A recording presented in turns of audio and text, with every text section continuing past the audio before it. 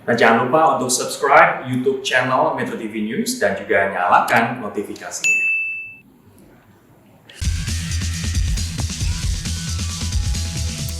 Selamat malam pemirsa, Anda menyaksikan Prime Talk, tajam mendalam bersama saya Wahyu Wibowo.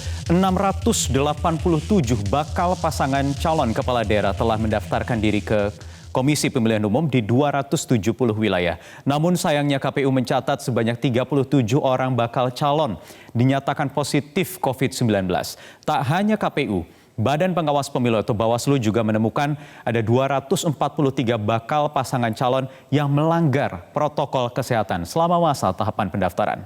Lalu bagaimana memastikan pilkada tidak menjadi klaster baru penularan COVID-19 dan sejauh mana sanksi yang diberikan kepada bakal pasangan calon pelanggar protokol kesehatan ini? Kita simak informasi ini.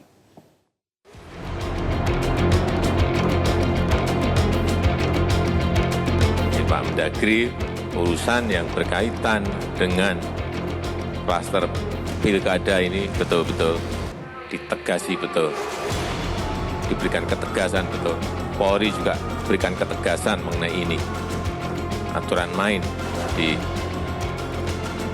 pilkada karena jelas di PKPU-nya udah jelas sekali.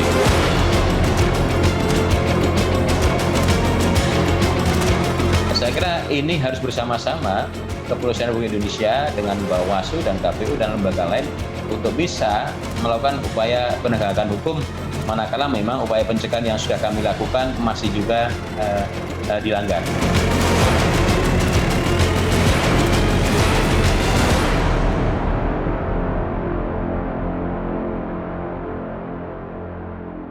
Presiden Joko Widodo meminta Menteri Dalam Negeri, Polri dan Bawaslu untuk bertindak tegas dalam penerapan protokol kesehatan COVID-19 selama pilkada. Kepala negara berharap tidak ada klaster pilkada akibat diabaikannya penerapan protokol kesehatan oleh peserta maupun penyelenggara.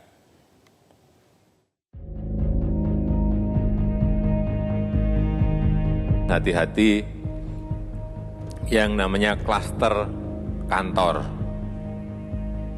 Yang kedua, klaster keluarga, hati-hati. Yang terakhir juga klaster pilkada, hati-hati ini.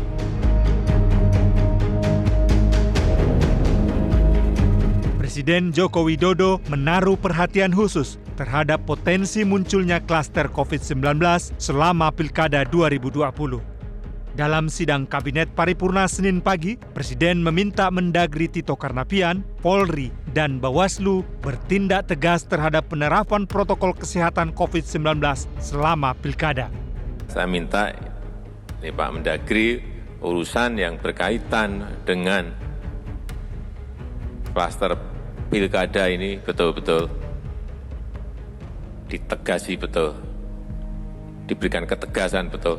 Polri juga berikan ketegasan mengenai ini. Aturan main di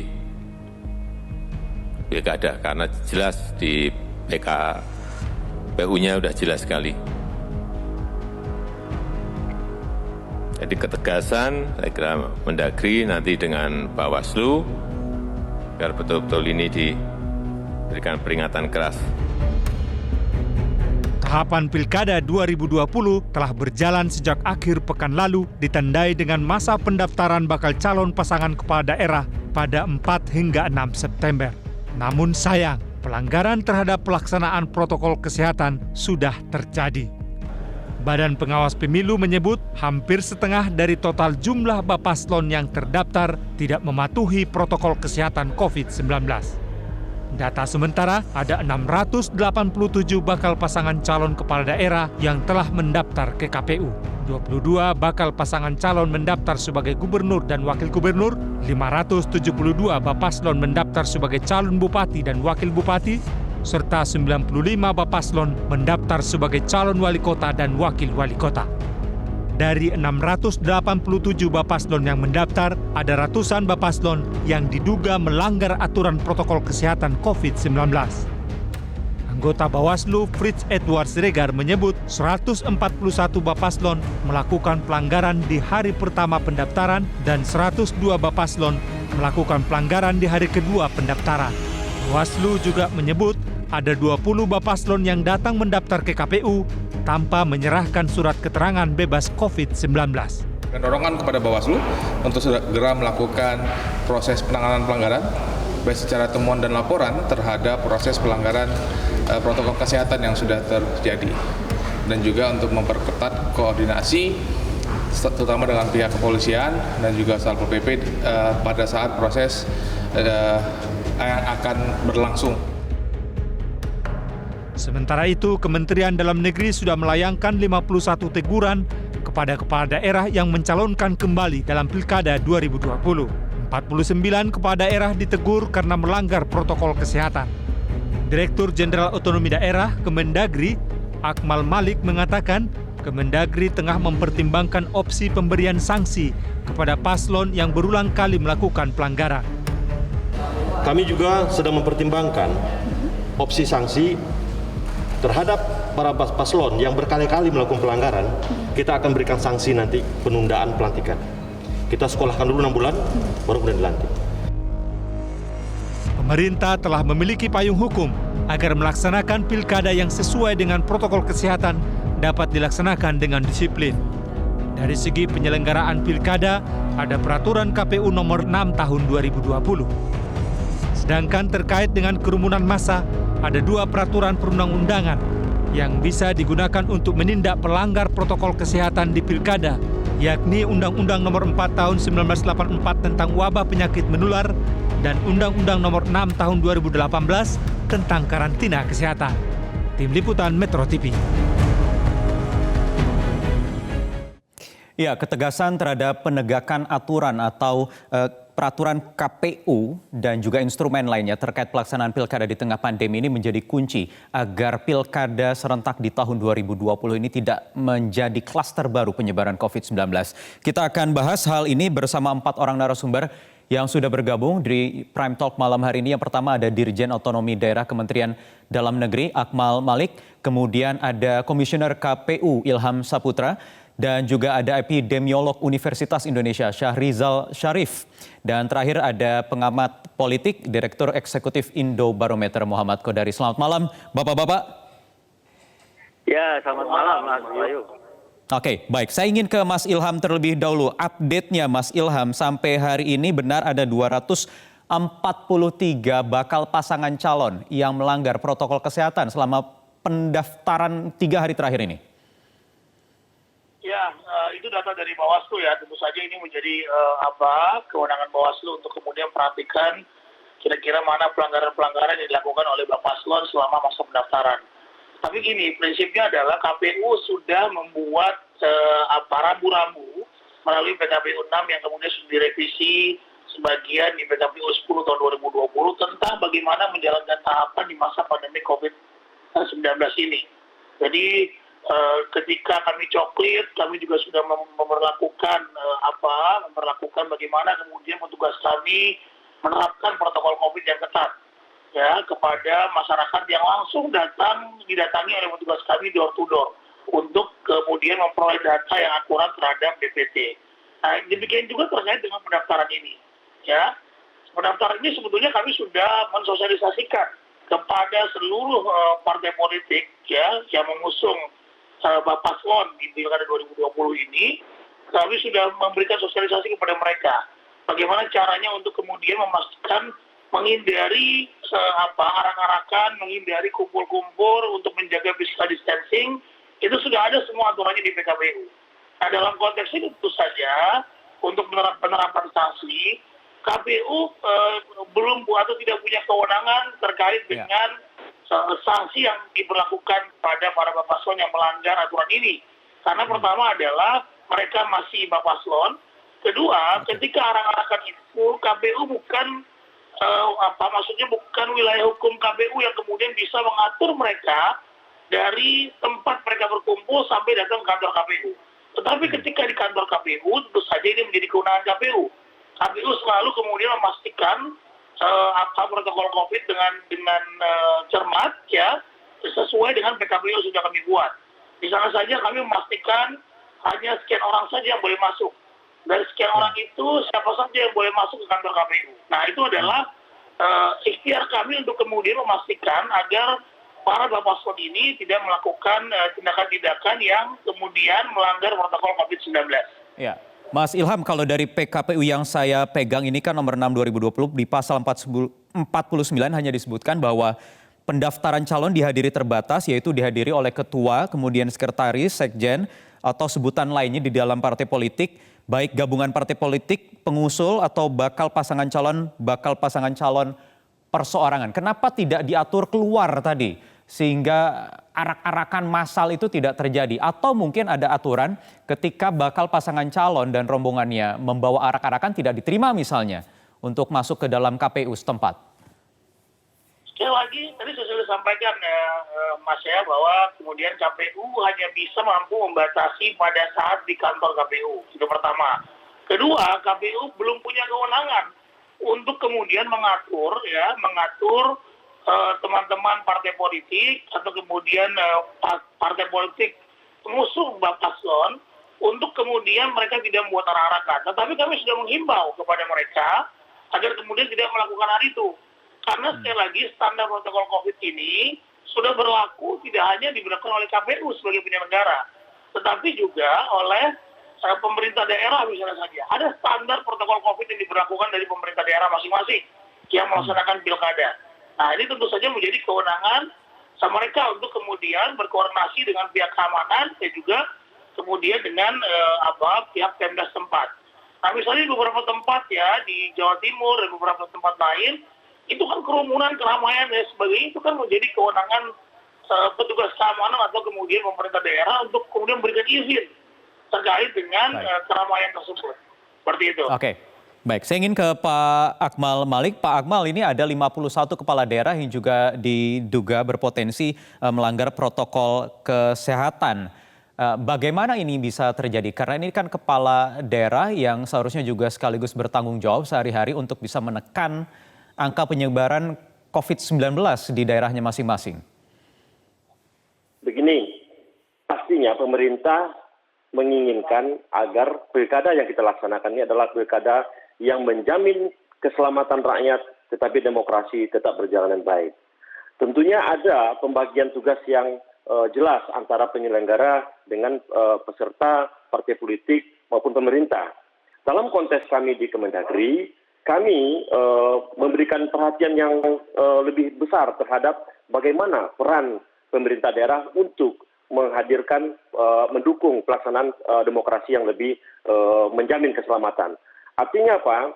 Kami katakan yang berkontestasi dalam pilkada sekarang itu ada dua. Ada yang petahana dan non-petahana. Nah, terkait yang petahana, yang notabene waktu pendaftaran sekarang masih menjadi seorang kepala daerah, dia terikat dengan ketentuan pasal 67 Undang-Undang 23. Bahwasanya seluruh kepala daerah wajib mentaati seluruh ketentuan peraturan perundangan, termasuk ketentuan perundangan yang tadi sudah Mas Wahyu sampaikan. Ya. Nah, itu kami menegur dengan keras. Kami punya beberapa instrumen yang yang jelas untuk memberikan tekanan kepada kepala daerah untuk mematuhi protokol kesehatan. Salah satunya tadi adalah kami katakan kepala daerah nanti di masa kampanye itu akan off selama lebih 71 hari. Kami katakan kami akan pilih nanti orang-orang yang betul-betul memiliki komitmen yang kuat untuk melaksanakan protokol kesehatan di masa kampanye. Itu kenapa ketika para gubernur nanti mengajukan nama-nama kepada menteri untuk ditunjuk menjadi PJS, kami pastikan kami akan memilih mereka yang mampu bertarung melawan COVID-19. Mereka yang mampu untuk mengendalikan masyarakat untuk mematuhi protokol kesehatan. Di samping itu juga kami punya instrumen-instrumen lain yang juga akan kami gunakan nanti untuk tanda kutip memaksa masyarakat untuk patuh dan taat terhadap protokol kesehatan. Sekali lagi, kita berdemokrasi, tapi keselamatan rakyat jauh di atas segala-galanya. Ini yang kita bangun, Mas Wahyu. Iya, ada opsi sanksi juga Pak yang bisa dijatuhkan kepada para pelanggar tadi ini. Kepala daerah, ada 51 kepala daerah yang melanggar protokol kesehatan. Ya pastinya kita memulai di dalam Undang-Undang 23 ada tahapan-tahapan teguran, tahapan-tahapan sanksi yang kita berikan. Dimulai dari memberikan teguran pertama, teguran kedua, sampai nanti dengan pemberian sanksi yang mungkin lebih tegas. Tadi saya katakan, bagi para calon-calon yang bukan non-petahana mungkin akan sulit karena mereka tidak terikat dengan sumpah dan janjinya sebagai seorang kepala daerah. Tetapi kita katakan bagi petahana, Anda yang menang lagi kembali nanti, ingat, nanti penetapan Anda itu kan ada di kewenangan sama Pak Presiden dan dilimpahkan kepada Pak Menteri Dalam Negeri. Kami akan tunggu di sana nanti ketika Anda tidak patuh pada protokol, kami akan tunggu di sana. Oke, baik. Saya ingin tanya lebih lanjut lagi sebenarnya ini ke Mas Kodari. Mas Kodari, sebenarnya ini tren arak-arakan ketika mendaftarkan diri ke kantor KPU ini sejak kapan mulai terjadi sebenarnya, Mas Kodari? Nanti dijawab usai jeda berikut ini. Tetap bersama kami di Prime Talk. Baik, kita lanjutkan lagi perbincangan di Prime Talk. Saya ingin ke Mas Kodari. Mas Kodari, ini tren dari pilkada ke pilkada, pemilu ke pemilu, pilpres ke pilpres, ini arak-arakan ini semakin semarak sepertinya, Mas Kodari. Sebenarnya tradisinya awalnya dari kapan mulai kemudian sekarang menjadi tren seolah untuk menunjukkan bahwa yang bersangkutan ini didukung oleh masyarakat untuk menjadi kepala daerah atau presiden atau apapun? Ya, jawabannya memang sejak dulu kala ya. Apalagi memang konstruksi pemilu di masa Orde Baru itu memang sebagai sebuah festival.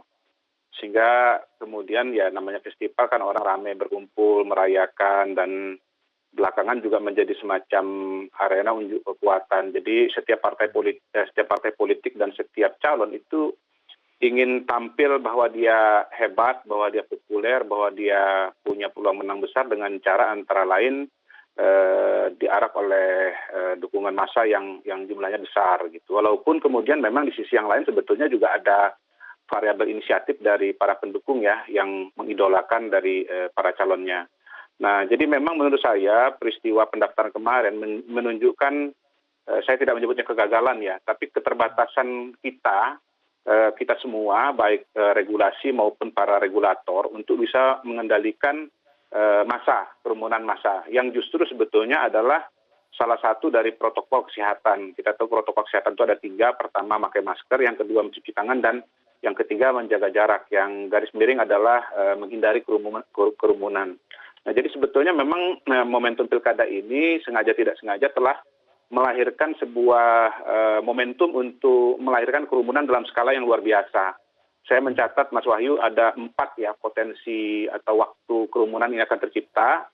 Kemarin pertama di pendaftaran, kalau kita mengacu kepada datanya Bawaslu, ada 243 wilayah dari 270 yang ada kumpulan massa. Itu artinya 90% atau hampir semua wilayah itu ada pengumpulan massa. Yang kedua, nanti pada masa kampanye, itu nanti akan terjadi pengumpulan massa juga, karena sampai sejauh ini undang-undangnya, perpunya juga memang masih memungkinkan adanya pertemuan-pertemuan yang dihadiri oleh orang. Nah, saya khawatir pembatasan yang dilakukan atau digariskan di PKPU itu nanti banyak yang melanggar gitu, dan memang tidak akan mudah untuk melarangnya. Nah, yang ketiga yang paling mengerikan, izin saya pakai kata mengerikan, karena tanggal 9 Desember nanti akan ada 106 juta pemilih yang akan bergerak ya kemana? Ke TPS. Kalau kita asumsikan pakai target KPU 77,5% partisipasi, itu saya hitung tidak kurang dari 82 juta manusia yang bergerak pada hari itu. Nah, kita lihat bahwa dari calon sendiri ada 37 orang yang positif COVID dari sekitar 647. Itu 5% atau 6% positivity rate. Anggaplah itu juga terjadi di masyarakat. Maka 10% dari 82 juta itu adalah 8 juta orang, dan separuhnya adalah 4 juta orang. Nanti ada 4 juta orang yang mungkin punya gejala tapi OTG, tapi tanpa gejala, begitu orang positif akan menyebar di 305.000 TPS di seluruh Indonesia. Maka saya membayangkan bahwa 2 minggu kemudian bisa terjadi ledakan positif COVID di Indonesia, dan nanti rumah sakit di Indonesia tidak akan bisa menampungnya. Bagaimana kita akan menghadapi masalah kesehatan dan masalah ekonomi dan masalah-masalah lainnya menuju 2021? Itu menurut saya sangat rawan.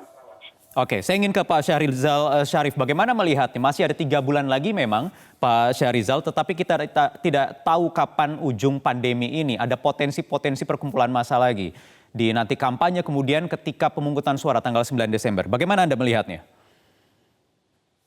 Iya, Mas Wahyu. Jadi pertama saya kira ini pesta demokrasi ya, memang di tengah COVID-19 ya. Bukan hanya kita, saya kira mungkin ada 140 negara di dunia juga melakukan hal yang sama, yaitu melakukan penundaan dan adaptasi dengan situasi COVID-19. Nah, satu hal yang dari sisi aspek kesehatan yang paling penting sebetulnya adalah ya kita melihat kecepatan penambahan kasus di Indonesia itu sangat luar biasa ya. Seperti pernah saya sampaikan 50% itu 50.000 pertama kita mencapainya dalam waktu 114 hari. Nah, 50.000 kedua itu hanya dalam waktu 33 hari. 50.000 ketiga itu tanggal 22 Agustus yang lalu itu hanya dalam waktu 23 hari. Dan saat ini kita menjelang sedikit sekali ya akan mencapai 200.000 kasus. Nah, saya perkirakan tanggal 9, tapi tampaknya bisa lebih awal. Nah, pada akhir Desember ya dengan kecepatan seperti ini, kasus kita akan mencapai 500.000. Seperti Mas Budori bilang tadi, paling berdampak itu adalah pada fasilitas kesehatan. Kita membutuhkan 2 kali lebih besar kapasitas untuk bednya ya. Nah, terkait dengan pilkada ini, jadi mestinya jadi pelajaran bagi kita ya bahwa itu yang memang mendaftar belum ada informasi mengenai COVID-nya, tesnya itu saya kira harus menjadi dikejar ya. Nah, yang kedua adalah yang kita belajar bahwa memang tampaknya harus ada upaya-upaya yang lebih ketat ya agar semua proses ini bisa mengikuti protokol kesehatan. Oke, Pak Syahrizal, kalau dari kalkulasi perkiraan dari kemarin kan sejak awal pandemi ada perkiraan, ada yang memperkirakan Agustus Indonesia sudah mencapai puncaknya, puncak pandemi. Ada yang mengatakan September. Kalau menurut Anda di Desember nanti tanggal 9 kita sudah melewati puncak pandemi atau bagaimana? Rasanya belum ya. Saya kira pertengahan tahun 2021 baru kita bisa mencapai puncaknya. Mudah-mudahan ini disertai dengan adanya vaksin ya. Kalau kita melakukan upaya seperti ini belum mencapai puncak ya. Baik, jadi harus benar-benar ada upaya yang serius dari penyelenggara untuk mengantisipasi atau mencegah kengerian-kengerian yang tadi sudah disampaikan oleh Mas Kodari. Mas Ilham, nanti akan saya tanyakan hal ini di segmen selanjutnya. Tetap bersama kami di Prime Talk. Kali di Prime Talk, pemirsa, kita akan lanjutkan perbincangan. Saya ingin ke Mas Ilham Saputra, Komisioner KPU. Mas Ilham, bagaimana KPU menjawab apa yang tadi sudah disampaikan oleh Pak Syahrizal atau juga Mas Kodari terkait potensi kerumunan massa di pemungutan suara di 9 Desember nanti? Ya, saat ini kami sedang merancang bagaimana mekanisme tentang bagaimana masyarakat datang ke TPS. Nah, sebetulnya kami sudah 2 kali melakukan simulasi untuk pemungutan dan penghitungan suara di TPS. Pertama di kantor KPU, yang kedua di Indramayu. Jadi memang ada mekanisme yang kami ikhtiarkan sebetulnya agar kemudian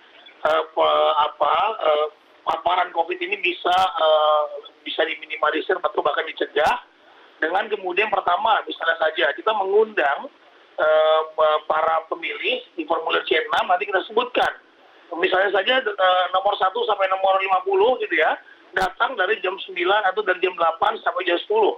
Nah, begitu seterusnya jam 10 sampai jam 12 bergiliran mereka datang untuk menghindari kerumunan. Kedua, kami juga menyiapkan cuci tangan portable di setiap TPS, pintu masuk dan di pintu keluar. Ketiga, kami memastikan petugas kami menggunakan APD yang dengan lengkap, dengan face shield, dengan sarung tangan. Kemudian kami juga menyiapkan sarung tangan bagi para pemilih. Sarung tangan plastik ya untuk memastikan mereka tidak terpapar atau tidak berinteraksi langsung dengan petugas kami. Jadi tidak boleh ada sentuhan juga dengan petugas kami. Kemudian nanti setiap saat, setiap sejam atau setengah jam sekali kami semprotkan disinfektan di lokasi TPS. Juga di tempat di mana alat pencoblosan itu juga akan kita semprotkan dengan cairan untuk kemudian mencegah COVID-19 atau virus COVID-19 itu bisa berkembang di situ. Nah, setelah itu kemudian keluar dari setelah mereka mencoblos, masukkan ke dalam kotak suara, kemudian sarung tangan dilepas ya, dibuang, kemudian mereka nanti dalam membubuhkan tinta ya, sebagai tanda bahwa mereka sudah memilih, itu nanti bisa kita gunakan pakai cotton buds atau semacam alat tertentu untuk kemudian membasuh mereka dengan tinta, kemudian di luar kami sediakan lagi portable cuci tangan. Jadi semuanya sekali pakai begitu ya Mas Ilham ya? Gimana? ya semuanya alat sekali pakai yang bersentuhan dengan pemilih ini. Betul, alat sekali pakai ya, kecuali alat coblosnya. Alat coblosnya nanti kita akan ganti atau kita sediakan beberapa alat coblos dan juga nanti kita akan semprotkan dengan disinfektan. Dan itu sudah kita simulasikan selama 2 kali. Tinggal bagaimana kita mencari format yang tepat dan berkoordinasi dengan gugus tugas atau Satgas dan juga dengan Kemendagri dan DPR tentang bagaimana kita mengatur masyarakat bisa datang ke TPS. Jadi akan dibagi ada jam-jamnya, nomor sekian sampai sekian itu datang di 1 jam pertama, mungkin kemudian berikutnya 1 jam kedua. Tetapi pertanyaannya adalah bagaimana mencegah agar masyarakat yang mungkin tidak tersosialisasikan dengan baik tidak menumpuk di TPS, Mas Ilham. Karena ini kan kebiasaan yang sering kita lihat dari pilkada atau pemilu atau pilpres. Baik, pertama sosialisasinya tentu harus masif ya, memastikan mereka datang ke TPS dengan protokol yang ketat. Kedua, ada petugas keamanan kami yang akan mengatur.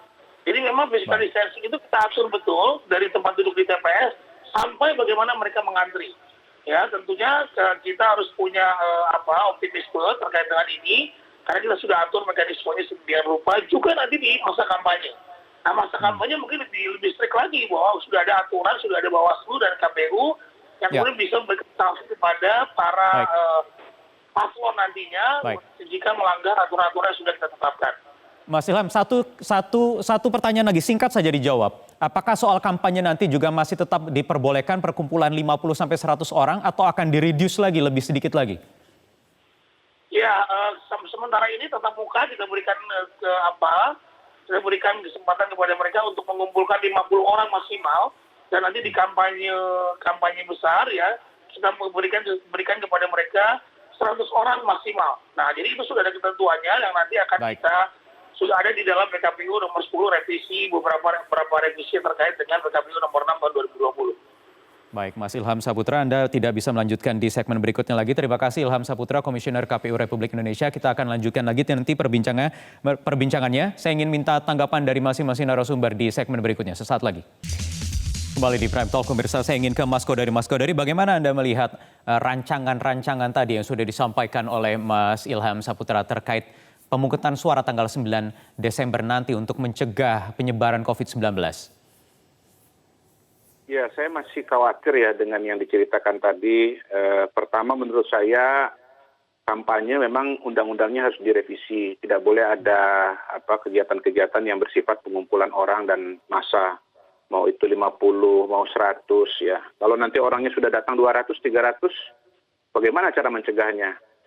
Kalau mau dicegah apa tidak akan terjadi perkelahian begitu. Jadi menurut saya dihilangkan sama sekali saja supaya memang tidak menimbulkan resiko-resiko di lapangan. Yang kedua untuk soal coblosan ya, memang saya mendengar bahwa akan ada pengaturan kedatangan. Tetapi sampai hari ini setahu saya formulir B1C KWK-nya ini ya, yang dikenal sebagai surat undangan itu masih model lama.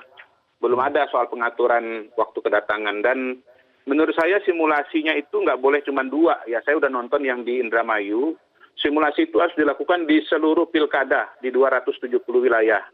Dan mohon maaf, simulasinya jangan hanya pada soal coblosan, tetapi mulai dari surat undangan itu didistribusikan kepada masyarakat, dan kemudian dilihat nanti bagaimana masyarakat datang pada hari H.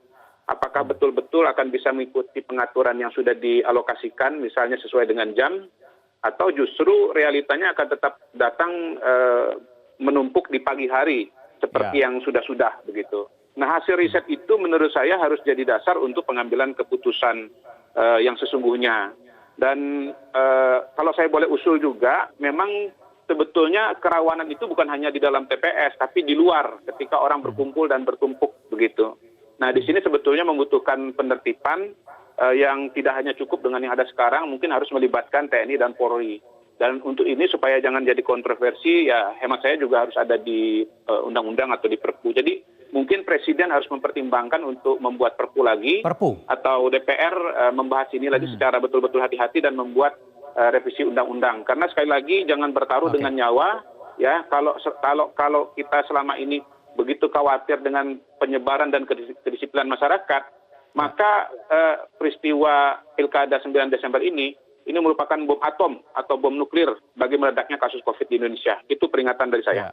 Hulu ledak yang bisa meledak kapanpun begitu ya, jika tidak direvisi pilihannya atau opsi kedua perpu sekalian Presiden keluarkan perpu.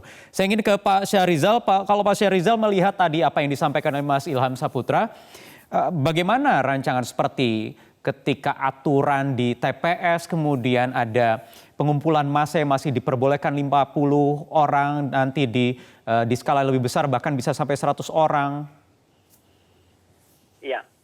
Pertama kita secara sederhana saja ya tanpa kegiatan pilkada saja pada dasarnya wabah ini tidak terkendali di masyarakat ya tanpa ada pilkada. Nah sekarang dengan adanya pilkada ada rencana-rencana kegiatan konsolidasi dan sebagainya sudah pasti kita bisa melihat akan terjadi peningkatan kasus itu sudah pasti ya. Soal pencoblosan mungkin bisa diatur lah, tadi sudah diatur. Tetapi saya lebih khawatir bahwa pada saat kampanye, masa kampanye, tidak hanya yang formal tetapi yang informal. Sudah pasti ada pergerakan, ada pertemuan dan sebagainya. Saya kira hal-hal seperti ini menjadi perhatian kita lah ya. Nah, dari sisi kesehatan saya kira tetap ya bahwa masker, jaga jarak itu tidak bisa ditawar. Itu adalah protokol yang harus dijalankan.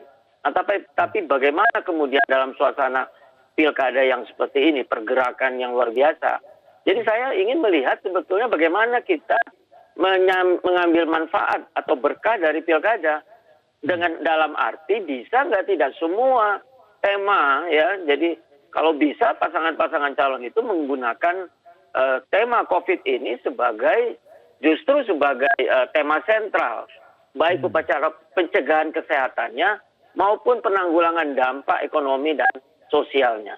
Jadi kita ingin melihat ya bahwa suasana upaya pencegahan wabah COVID, pakai masker, jaga jarak dan sebagainya, itu menjadi tema sentral di dalam kampanyenya. Oke. Baik, saya ingin ke Pak Akmal. Terakhir Pak Akmal, Kementerian Dalam Negeri kan juga menjadi salah satu stakeholder pengambilan keputusan terkait pilkada yang tetap dilakukan di tengah pandemi ini. Bagaimana kemudian menyikapinya? Nanti tanggal 9 Desember ini tidak menjadi kerumunan yang bisa berpotensi untuk menambah lagi kasus-kasus harian di Indonesia. Ini Mas Wahyu, kami tidak lagi kami langsung bertindak. Tadi siang atas saran Bapak Menteri kita sudah langsung melakukan rapat bersama dengan KPU, Bawaslu, DKPP dan beberapa pihak terkait. Nah, kita akan fokus kepada mengevaluasi bagaimana implementasi langkah-langkah real ke depan. Kita menghadapi nanti pada tanggal 19 September sampai 26 September itu adalah pengumuman DPS. Artinya masyarakat akan juga datang nanti ke tempat-tempat pengumuman untuk mengecek apa mereka. Kemudian nanti tanggal 23 September nanti akan ada penetapan pasangan calon. Nah, kami sekali lagi mengatakan pemerintah posisinya adalah mencoba men-treatment pihak-pihak yang ada kaitannya dengan kepentingan pemerintah tanpa harus mengganggu apa yang menjadi kewenangan penyelenggara. Kami katakan kami mengarahkan seluruh kepala daerah, mengarahkan seluruh stakeholder terkait untuk fokus agar menghindari terjadinya perkumpulan banyak orang. Itu sudah diatur. Kami katakan sisi regulasi semua sudah selesai. Sekarang bagaimana kita melaksanakan, mengawal implementasi ini betul-betul sesuai dengan protokol kesehatan. Itu kenapa sekali lagi kami bersama-sama dengan pihak-pihak terkait sekali lagi akan mengawal agar Ya, tapi PKPU-nya masih menyebut ada perkumpulan diperbolehkan 50 orang sampai 100 orang saat kampanye nanti. Untuk kampanye akbar 100 itu sangat sedikit, Mas. Ya, kampanye akbar. Kita bayangkan sebuah GOR dengan kapasitas 3.000 orang cuma diisi oleh 100 orang. Nah, sisanya itu dilaksanakan secara daring. Nah, ini yang harus kita pastikan terimplementasi dengan baik di lapangan. Tentunya penegak hukum dan semua pihak harus bersama-sama. Kami memberikan apresiasi kepada kepala daerah yang sudah mematuhi protokol kesehatan. Ya, dan tentunya memberikan sanksi yang tegas kepada kepala daerah yang tidak taat protokol kesehatan. Ini yang harus kami pastikan berjalan dengan baik di lapangan. Apakah tidak ada inisiasi mungkin untuk merevisi undang-undang terkait kampanye ini, perkumpulan massa tadi? Mas Kodari mengusulkan sekalian saja tidak ada. Bagaimana menjamin 100 orang datang atau tidak, bahkan bisa lebih batasannya 100 orang, yang datang 200 orang. Bagaimana mencegahnya? Bagaimana nanti punishment-nya, sanksinya yang sampai sekarang saja juga masih diragukan banyak pihak, Pak Akmal? Mas Wahyu, tidak gampang dan tidak mudah waktu untuk merubah sebuah undang-undang. Kami katakan kami sudah melempar sebuah gagasan agar penyelenggara, dalam hal ini adalah Bawaslu, melakukan diskualifikasi saja terhadap mereka-mereka yang tidak taat terhadap protokol kesehatan. Ini adalah sebuah langkah yang cukup progresif yang dilakukan oleh Kemendagri, tetapi tentunya membutuhkan waktu dan butuh political will yang kuat dari para pihak-pihak yang ada di Republik ini. Sekali lagi, kami lebih fokus kepada bagaimana agar implementasi protokol kesehatan itu bisa berjalan baik. Kita punya 2 tahap sebelum kampanye yang memungkinkan terjadinya perkumpulan massa, dan kami akan fokus hasil evaluasi kami tadi sore akan kami segera tindak lanjuti, dan kami pastikan kami akan mengedepankan keselamatan rakyat untuk pelaksanaan pilkada ini. Demikian Mas Wahyu. Baik, terima kasih Pak Akmal Malik, juga Pak Syahrizal Syarif, Mas Kodari, terima kasih sudah bergabung Bapak-Bapak di Prime Talk malam hari ini. Pemirsa, demikian perbincangan kami di Prime Talk hari ini. Kita akan nantikan bersama-sama bagaimana nanti apa yang akan diambil keputusan terkait kekhawatiran berpotensinya penambahan kasus COVID-19 dari klaster pilkada, seperti yang dikhawatirkan juga oleh Presiden Joko Widodo. Saya Wahyu Wiwoho pamit undur diri, terima kasih, selamat malam, sampai jumpa.